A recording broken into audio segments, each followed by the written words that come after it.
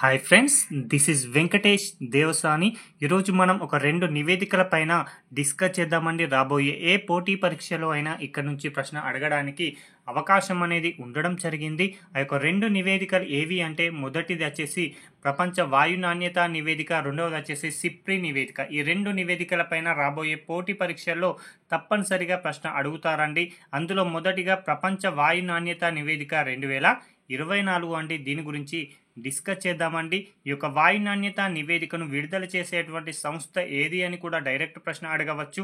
కాబట్టి IQ air అనేటువంటి సంస్థ అని గుర్తుంచుకోండి. ఈ యొక్క సంస్థ వచ్చేసి 2025 మార్చి 11వ తేదీన 7వ వార్షిక ప్రపంచ వాయు నాణ్యత నివేదికను అయితే విడుదల చేయడం జరిగింది. మొత్తంగా దేశంలో ఉన్నటువంటి ప్రపంచంలో ఉన్నటువంటి 138 దేశాల్లోని 8,954 ప్రదేశాలలో 40,000 కంటే ఎక్కువ గాలి నాణ్యత పర్యవేక్షణల స్టేషన్లలో గాలి నాణ్యతనైతే పరిశీలించడం జరిగింది. కాబట్టి ఇక్కడ అభ్యర్థులు గుర్తుంచుకోవాలి ఏంటి అంటే, ఒక దేశాన్ని కలుషిత దేశంగా ఏ ప్రాతిపదిక పైన నిర్ణయిస్తారు అంటే, వార్షిక సగటు PM2.5 కంటే 5UG M3 అనేది ఎక్కువ ఉన్న దేశాన్ని కలుషిత దేశంగా పరిగణిస్తారండి. ఏం లేదండి, PM2.5 అనేది ఉంటుంది. అది 5UG M3 అనేది ఎక్కువగా ఉంటే ఆ యొక్క దేశాన్ని కలుషిత దేశంగా పరిగణించడం జరుగుతుంది. కాబట్టి మనకి ఎగ్జామ్ పాయింట్ ఆఫ్ వ్యూలో ఏ విధంగా అడుగుతారంటే, ప్రపంచంలో అత్యంత కాలుష్య దేశాలు ఏవి అని డైరెక్ట్ ప్రశ్న అడగవచ్చు. కాబట్టి వాటి గురించి డిస్కస్ చేద్దామండి. ప్రపంచంలో అత్యంత కాలుష్యమైన దేశంగా మొదటి స్థానంలో చాద్ అనేటువంటి దేశం ఉందండి. ఇక్కడ PM2.5 సాంద్రత ఎంతగా ఉంది అంటే 91.8 UG/M3 ఉండడం జరిగిందండి. ఓకేనా, మనకి ఇక్కడ ఎంత ఉంటే ఒక దేశాన్ని కాలుష్యత దేశంగా పరిగణిస్తారంటే 5UG/M3 అనేది దానికంటే తక్కువగా ఉంటే ఆ దేశాన్ని కాలుష్యత రహిత దేశంగా పరిగణిస్తారు. కానీ ఇక్కడ ఎంత ప్రతిపాదిక పెట్టారంటే 5UG పెట్టారు. కానీ ఏకంగా చాద్ వచ్చేసి 91.8 అండి. దాదాపుగా 20 రేట్ల వరకు కూడా ఈ యొక్క కాలుష్యాలను ఉద్గారం అనేది చాద్ దేశంలో వెలువడుతుంది. ఇక 2వ స్థానంలో బంగ్లాదేశ్ ఉంది, 3వ స్థానంలో పాకిస్తాన్ ఉండగా, 4వ స్థానంలో కాంగో డెమోక్రటిక్ రిపబ్లిక్ దేశం ఉండగా, 5వ స్థానంలో భారత్ ఉండడం జరిగింది. కాబట్టి ఎగ్జామ్ పాయింట్ ఆఫ్ వ్యూలో చాలా ఇంపార్టెంట్ అండి. ప్రపంచంలో అత్యంత కాలుష్యమైన దేశాలను గుర్తించండి అంటే, మొదటి స్థానంలో చాద్, 2వ స్థానంలో బంగ్లాదేశ్, 3వ స్థానంలో పాకిస్తాన్ ఉండగా, 5వ స్థానంలో భారత్ ఉంది. ఇక్కడ ప్రశ్న ఏ విధంగా అడుగుతారంటే, ప్రపంచ వాయు నాణ్యత నివేదిక 2024 ప్రకారం ప్రపంచంలోనే అత్యంత కాలుష్యమైన దేశాల జాబితాలో భారత్ ఎన్నవ స్థానంలో నిలిచిందని ప్రశ్న అడగవచ్చు. కాబట్టి 5వ స్థానం అని గుర్తుంచుకోండి. ఇక్కడ సగటు వార్షిక PM2.5 అనేది 5.6 UG/M²గా ఉండడం జరిగింది. M²3గా ఉంది. అంటే WHO మార్గదర్శకాల కన్నా కూడా భారతదేశంలో ఈ యొక్క సగటు PM2.5 అనేది 10 రేట్లు ఎక్కువగా ఉండడం జరిగింది. కాబట్టి ఈ యొక్క అంశం కూడా ఎగ్జామ్ పాయింట్ ఆఫ్ వ్యూలో చాలా ఇంపార్టెంట్ అండి. ఇక దేశంలో కాదండి, ప్రపంచంలోనే అత్యంత కాలుష్యమైన నగరాల జాబితాను కూడా విడుదల చేయడం జరిగింది. అందులో మొదటి స్థానంలో అస్సాం మరియు మేఘాలయ సరిహద్దులో ఉన్నటువంటి బైర్నిహాట్ అనేటువంటి నగరం ప్రపంచంలోనే అత్యంత కాలుష్యమైన నగరంగా గుర్తింపు పొందింది. ఇది డైరెక్ట్ ప్రశ్న అడగవచ్చండి. ఏ విధంగా అడుగుతారంటే, ప్రపంచ వాయు నాణ్యత నివేదిక 2024 ప్రకారం ప్రపంచంలో అత్యంత కాలుష్యమైన నగరం ఏది అని అడుగుతారు. కాబట్టి బైర్నిహాట్ అని గుర్తుంచుకోండి. ఇది మేఘాలయ రాష్ట్రంలో ఉండడం జరిగింది. ఇటీవల న్యూస్ పేపర్లో కూడా కొన్ని న్యూస్ పేపర్లో ఈ యొక్క నగరం వచ్చేసి అస్సాం రాష్ట్రంలో ఉందని, కొన్ని పేపర్లు వచ్చేసి మేఘాలయ రాష్ట్రంలో ఉందని ఇవ్వడం జరిగింది. కాబట్టి మనకు రాష్ట్రం ఇంపార్టెంట్ కాదండి, నగరం ఇంపార్టెంట్. కాబట్టి బైర్నిహాట్ అని గుర్తుంచుకోండి. ఇది మేఘాలయ మరియు అస్సాం రాష్ట్ర సరిహద్దులో ఉంటుంది. మనకు ఇచ్చిన ఈనాడు పేపర్లో మాత్రం మేఘాలయ అని ఇవ్వడం జరిగింది. అదేవిధంగా 2వ స్థానంలో ఢిల్లీ ఉండడం జరిగింది. 3వ స్థానంలో కరగండ అండి, చాలా ఇంపార్టెంట్. కరగండ ఇది కజకిస్తాన్ దేశంలో ఉండడం జరిగిందండి. ఇక 4వ స్థానంలో ముల్లన్పూర్ అనేటువంటిది ఉండడం జరిగింది. ఇది భారత్లో ఉండగా, ఇక 5వ స్థానంలో లాహోర్ అండి, పాకిస్తాన్ దేశానికి సంబంధించి. అంటే ఇక్కడ అభ్యర్థులు గుర్తుంచుకోండి, టాప్ 5లో ఏకంగా భారత్కు సంబంధించి 3 నగరాలు ప్రపంచంలోనే అత్యంత కాలుష్యమైన నగరాల జాబితాలో చోటు దక్కించుకోవడం జరిగింది. ఇక 6వ స్థానంలో ఫరీదాబాద్ అండి, హర్యానా. ఇక 7వ స్థానంలో డేరా ఇస్మాయిల్ ఖాన్, పాకిస్తాన్. 8వ స్థానంలో ఎన్జా డయానా, చాద్. అదేవిధంగా 9వ స్థానంలో లోని, ఉత్తరప్రదేశ్. 10వ స్థానంలో న్యూఢిల్లీ, ఇండియా ఉండడం జరిగిందండి. ఇక్కడ అభ్యర్థులు గుర్తుంచుకోండి, టాప్ 10 ప్రపంచంలో అత్యంత కాలుష్యమైన నగరాల జాబితాలో భారత్ నుంచి ఏకంగా టాప్ 10లో 6 నగరాలకు చోటు దక్కడం జరిగిందండి. అంటే భారతదేశంలో వాయు నాణ్యత అనేది ఏ విధంగా ఉంది, ఏ విధంగా కలుషితమైందా అనేది మనకి ఇక్కడ పూర్తిగా అర్థమవుతుందండి.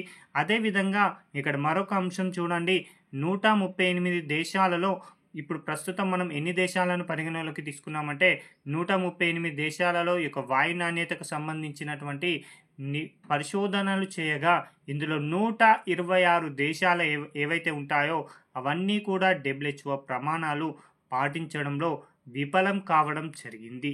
ఇక మరొక అంశం అండి, ప్యూర్టో రికోలో ఉన్నటువంటి మాయాగ్యూజ్ అనేది ప్రపంచంలోనే అత్యంత పరిశుభ్రమైనటువంటి మెట్రోపాలిటన్ ప్రాంతంగా కూడా గుర్తింపు పొందింది. ఇది కూడా డైరెక్ట్ ప్రశ్న అడగడానికి అవకాశం ఉందండి.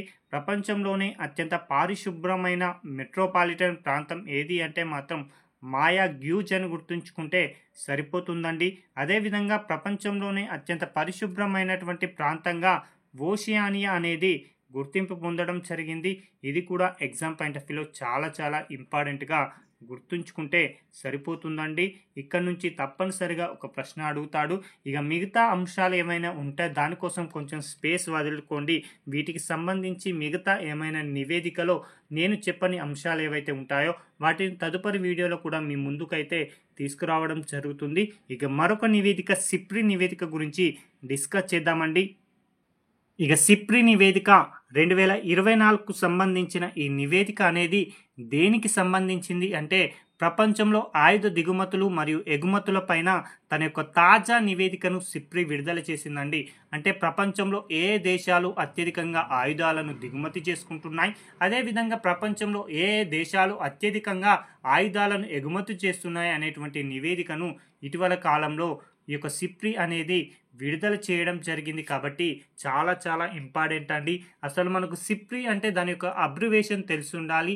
అసలు సిప్రి అంటే ఏంటంటే Stockholm international peace research institute అండి. చాలా చాలా ఇంపార్టెంట్ అండి. Stockholm international peace research institute అండి. ఈ యొక్క నివేదిక అనేది 2025 మార్చి 10వ తేదీన విడుదల చేయడం జరిగింది. అయితే ప్రపంచంలోనే అత్యధికంగా ఆయుధాలను దిగుమతి చేసుకుంటున్నటువంటి దేశాలలో మొదటి స్థానంలో నిలిచినటువంటి దేశం ఏది అని ఎగ్జామ్ పాయింట్ ఆఫ్ వ్యూలో డైరెక్ట్ ప్రశ్న అడగవచ్చండి. కాబట్టి ఉక్రెయిన్ అనేటువంటి దేశం ప్రపంచంలోనే అత్యధికంగా ఆయుధాలను దిగుమతి చేసుకుంటున్న దేశాల జాబితాలో అగ్రస్థానంలో నిలవడం జరిగింది. ఎందుకోసం ఈ దేశం అనేది అత్యధికంగా ఆయుధాలను దిగుమతి చేసుకుంటుంది అంటే ఇటీవల రష్యా ఉక్రెయిన్ మధ్య యుద్ధం అనేది జరుగుతున్న సందర్భంగా ఉక్రెయిన్ అనేది ప్రపంచంలోని చాలా దేశాల నుంచి అయితే ఆయుధాలను సమీకరించుకుంటుంది. కాబట్టి చాలా చాలా ఇంపార్టెంట్ అండి. ప్రపంచంలోనే అత్యధికంగా ఆయుధాలను దిగుమతి చేసుకుంటున్న దేశాలలో ఉక్రెయిన్ 8.8తో మొదటి స్థానం ఉందండి. అంటే అభ్యర్థులు ఇక్కడ ఒక అంశాన్ని గుర్తుంచుకోవాలండి. ప్రపంచంలో 100% ఆయుధాల దిగుమతిని కనుక పరిశీలిస్తే ఇందులో ఉక్రెయినే 8.8% ఆయుధాలను దిగుమతి చేసుకుంటుంది.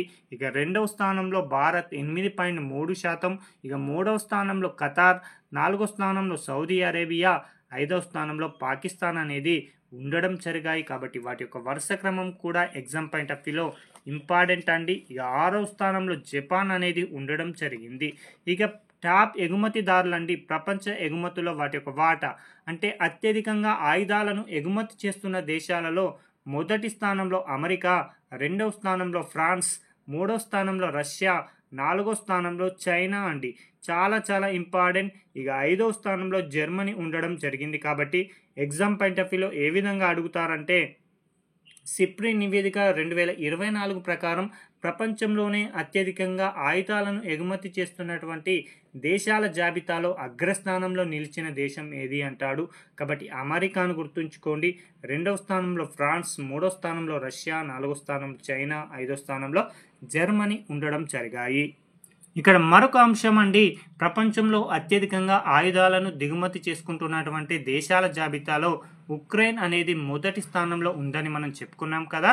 అయితే ఉక్రెయిన్ అనేది అత్యధికంగా ఏ దేశాల నుంచి ఆయుధాలను సమకూర్చుకుంటుంది అంటే అమెరికా నుంచి 45% వరకు, జర్మనీ నుంచి 12% వరకు, పోలాండ్ నుంచి 11% వరకు ఆయుధాలనైతే దిగుమతి చేసుకోవడం జరిగింది. ఇక మన ఇంపార్టెంట్ అండి భారత్ దిగుమతులు అండి. ప్రపంచ ఆయుధ దిగుమతుల్లో భారత్ 2వ స్థానంలో ఉందని చెప్పుకున్నాం కదా.